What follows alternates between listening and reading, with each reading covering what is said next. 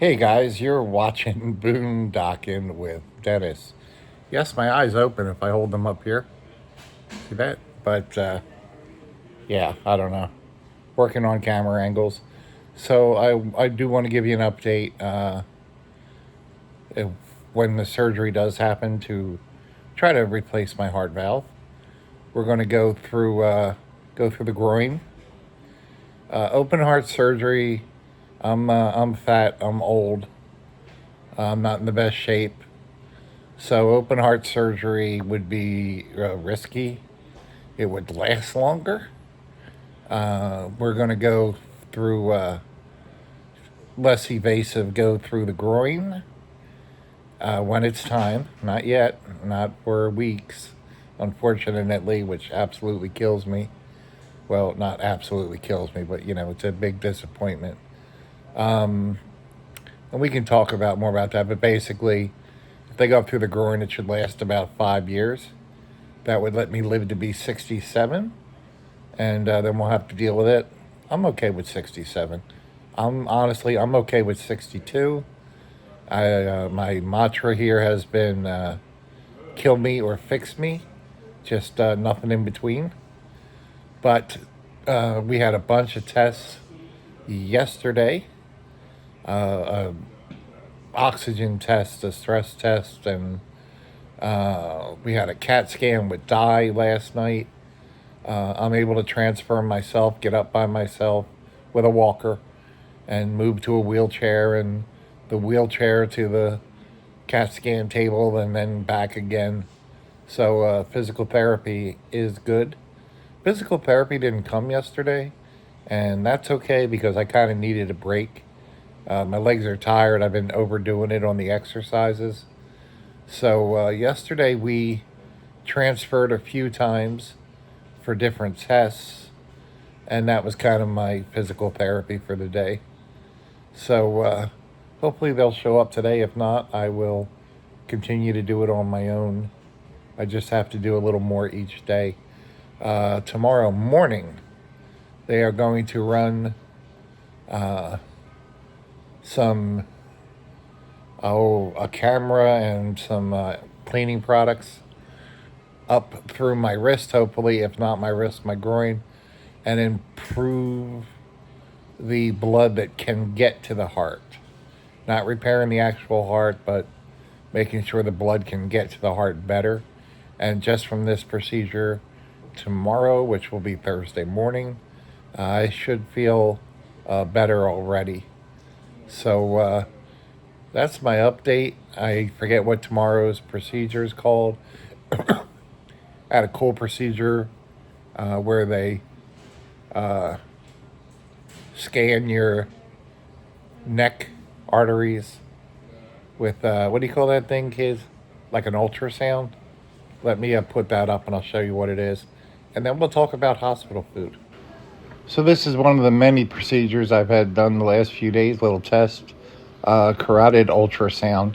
And that was interesting. I actually started snoring. So as you know, when you're in the hospital, you're bored out of your mind. There's a spot where my breakfast goes on my little table. And I had the door opened up this morning. One of the nice nurses may or may not have given me a cup of actual caffeine coffee. And allegedly, Senator, I don't recall at this time who did it, but I got my water there and my coffee. And you get bored and you're just waiting on breakfast. It comes the same time every day. And if it's 3 minutes late like it is today, then you start to panic. You just stare at the door hoping the girl with the cart will come up. Yeah, there's my spot. Then you start looking around your room. That TV I turned on one night, I think there was a Curse of Oak Island marathon on, and I shut it off and haven't turned it off since. There's my bathroom that I haven't gone into yet. And there's the blinds. My friend Ernest, when he visited, opened up the blinds so I could stare out the window. So thank you, Ernest. I hope you're doing well. So this is the menu you get for your meals. Texan Cafe, cardiac menu, You can get a guest meal for $5. That's pretty good. Let you guys figure out where I'm at. Here's the key words.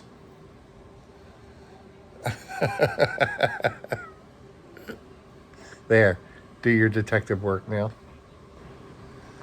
So this tells you what you're going to get every day.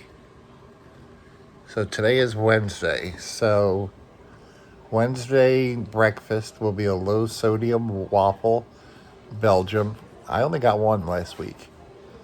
Sausage patty, fresh strawberries, 1% milk, creamer, liquid syrup, and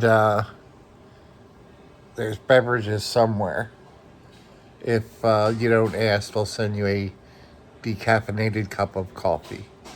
But there's also a section where you can make changes. This is all the different beverages you can get with your meals. Milk, apple juice, orange juice, cranberry juice, low sodium V8, decaffeinated tea, hot green tea, unsweetened decaf iced tea, Sahara Mist, Diet Sahara Mist, Diet Ginger Ale, or a bottle of water. And you can request different things with different meals. This is the alternatives to the regular meals. And this is the alternatives for breakfast. So alternative breakfast meals available daily. Fresh fruit plate, cottage cheese, scrambled egg substitute, sausage egg scramble, hard-boiled egg, bacon low sodium, one of my favorites, sausage patty, blueberry muffin, 7-grain toast, whole wheat toast, raisin toast, pancakes, biscuit small, bacon and egg taco, Belgian waffle to each, and vegetarian refried beans. And I did make some substitutions on this morning's breakfast, which hasn't come yet. Or since I'm in isolation, sometimes they'll deliver it to the nurses' station, and you have to kind of call the nurses and remind them. But the food's here it's been pretty good.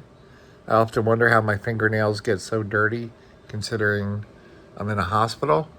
But there they are. Looks like I died a few times and already dug my way out. Still got that thing going. Still have this is the line that the ambulance driver put in, going from Bayside to Refugio, and it is still working. However, on the other hand, they just did this one yesterday before I went and got my third CAT scan. Got a CAT scan with dye yesterday, and there's a gentleman named Dave. I'm going to call him Needle Dave, a real good guy. He brings in this special machine that kind of shows him where your veins are. He took a second to set that up, looked at my arm, put this bad boy deep, fed it down the vein for a while.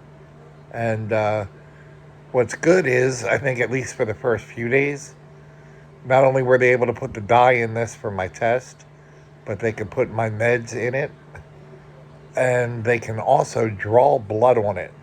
I think that only lasts a few days, but when they wake you up at 4 in the morning, they can draw blood right out of that much easier than them poking around trying to find a vein at 4 a.m. So I do appreciate that. Look at that. Still no breakfast.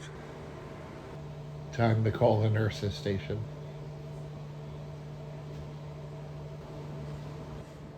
So we got breakfast delivered. We got a new menu. We got a fun packet here. Napkin. Sometimes there'll be a little salt-free spice pack in there. Utensils, a wet wipe. What do we got over here?